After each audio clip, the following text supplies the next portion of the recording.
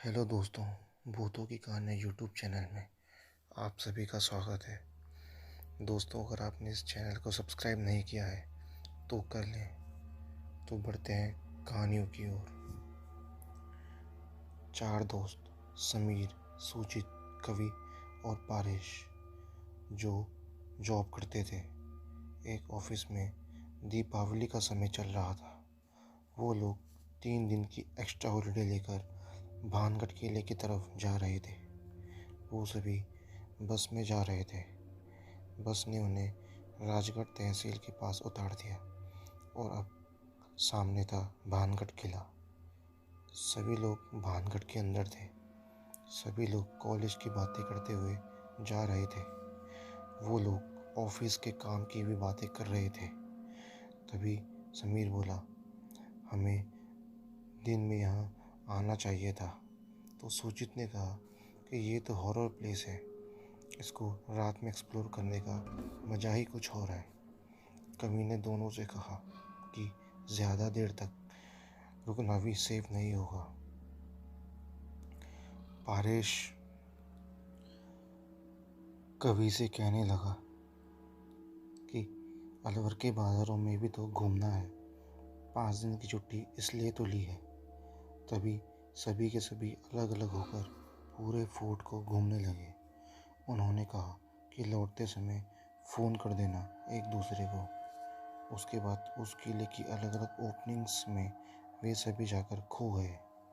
समीर किले के अंदर से बाहर आया और एक केवड़े के पेड़ के नीचे खड़ा हो गया।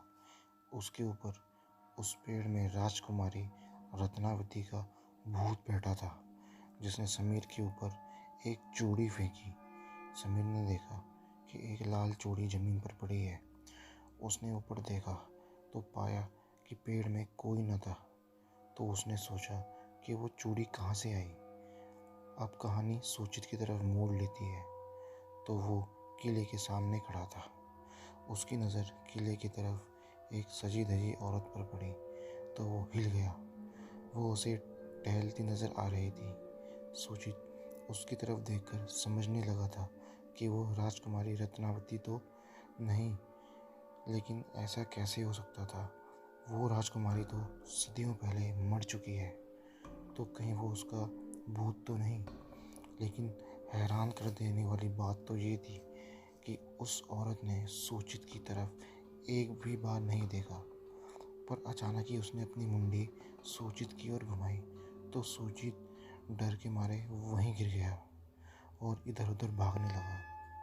इधर कवि इन सभी चीज़ों से अनजान किले की अलग अलग दीवारों को मानो चुन चुन के देख रहा हो। उसने अचानक पीछे मुड़कर देखा तो एक काले लिबास में एक भयानक शक्ल में खड़े तांत्रिक को पाया, जो उसे देखकर लगातार हंस रहा था। कवि का दिल बाहर आने को था कि तभी उसे पारेश की याद आई।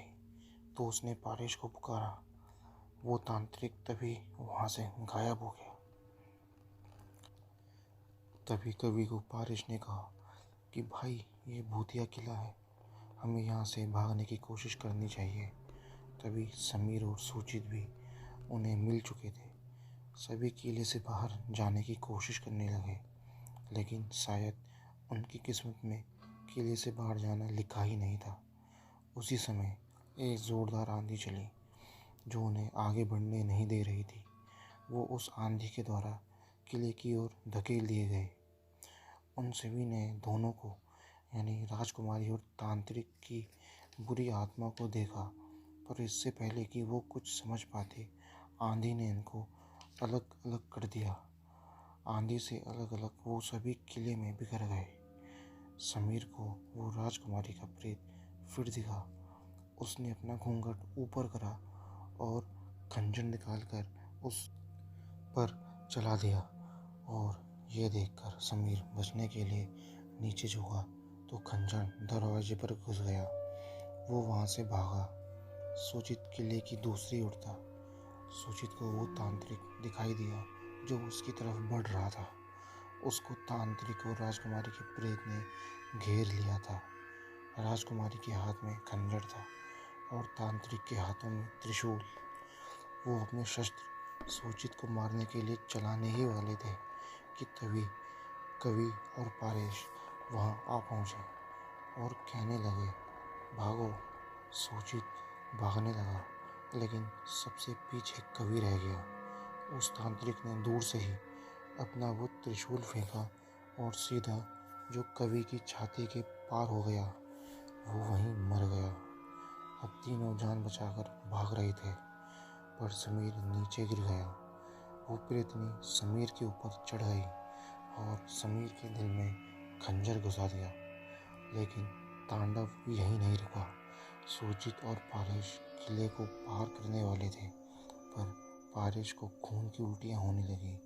ऐसा इसलिए हुआ था क्योंकि उस तांत्रिक के पास पानी से भरा कमंडल था, जो पानी अभिमंत्रित था। जब पहली बार वो भूतिया तांत्रिक पारेश के सामने आया था, तो उसने उस कमंडल के पानी को उस पर फेंक दिया। ये उसी का नतीजा था कि पारिश को खून भरी उल्टी हो रही थी और सूचित के देखते ही देखते पारिश ने वहीं दम तोड़ दिया। सूचित इकलौता बचा हुआ लड़का था जो उस भूतिया किले से अपनी जान बचाने में सफल हो पाया। सूचित तीसरे दिन के दोपहर में अलवर बस स्टेशन के पास एक होटल में रसमलाई खाता हुआ अपने मरे हुए दोस्तों के बारे में सोच रहा था, तो दुकानदार ने पूछा कि क्या हुआ, तुम कुछ परेशान से दिख रहे हो। तो उसने कल रात को घटी घटना बता डाली। ये बात सुनकर रसमलाई बनाने वाला चौंक गया और कहने लगा कि कल तो बड़ी दीपावली की रात थी और कल तो खास तौर से वो राजकुमारी और तांत्रिक उस किले में भटकते दिखते हैं, क्योंकि कल अमावस की रात थी। इस दिन की रात सबसे भयानक रात होती है और इस दिन यहाँ रात को जो भी आता है वो मारा जाता है। तुम अकेले नहीं थे, इसलिए बच गए। कुछ साल पहले हम लोग भी इसी अमावस की रात को किले के अंदर घुसे थे, एक मैं और दूसरा मेरा दोस्त। हम दोनों साथ चलकर बातें करने लगे थे। तभी पीछे से हमें किसी की पायल की आवाज़ आई, तो हम दोनों पीछे मुड़े तो पाया कि वो राजकुमारी का प्रेत भयानक हंसी के साथ खड़ा था और उसने अपने लंबे नाखूनों से मेरे दोस्त को हवा में उठाया और पटक दिया और वो वहीं मर गया। मैं किसी तरह से वहाँ से भागकर जिंदा बच पाया हूँ।